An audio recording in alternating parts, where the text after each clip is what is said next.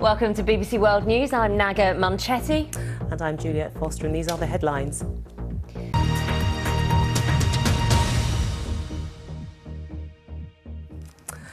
Also coming up in World Business Report, just 1 week after Italy's new Prime Minister is sworn in, we'll get the country's latest economic outlook. First, though, let's start with news from Bangladesh, where police have used stun grenades and rubber bullets to disperse a huge demonstration by Islamist protesters in the centre of Dhaka.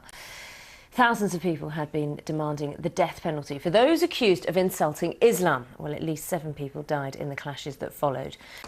Well, Professor Haider Khan, who's from Bangladesh and works with the University of Denver's School of International Studies, says that the scale of the protests has come as a surprise.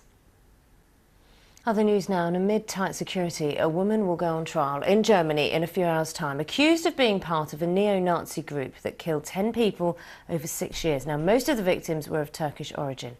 Beata Chapa turned himself in after the discovery of the bodies of other two members of the group who had died in an apparent suicide pact. Well, the case has prompted a furious debate in Germany over why police took so long to connect the murders. Let's talk to Steve Evans, who's in Munich and following the events there. He was there a moment ago.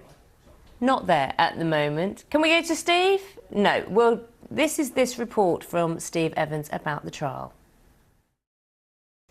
The magic of television is now working. We can get over to Steve Evans, who's in Munich. Now, Steve, this is all really intriguing.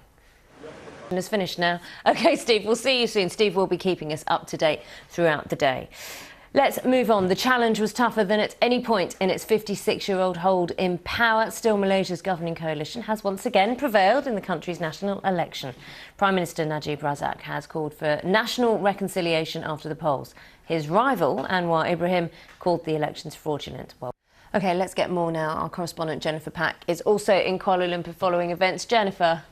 Thanks very much. You know, there has been a reaction in the markets to this, and unsurprisingly, Juliette is following all of that. Good to see you, Juliette. Very good to see you too, Naga. There has been an interesting market reaction to this because both the stock market and the currency will obviously be addressing in World Business Report a little bit later on in the morning. But in the meantime, it's back to you, Naga. Look forward to it, Juliette. Thanks Cheers, very much.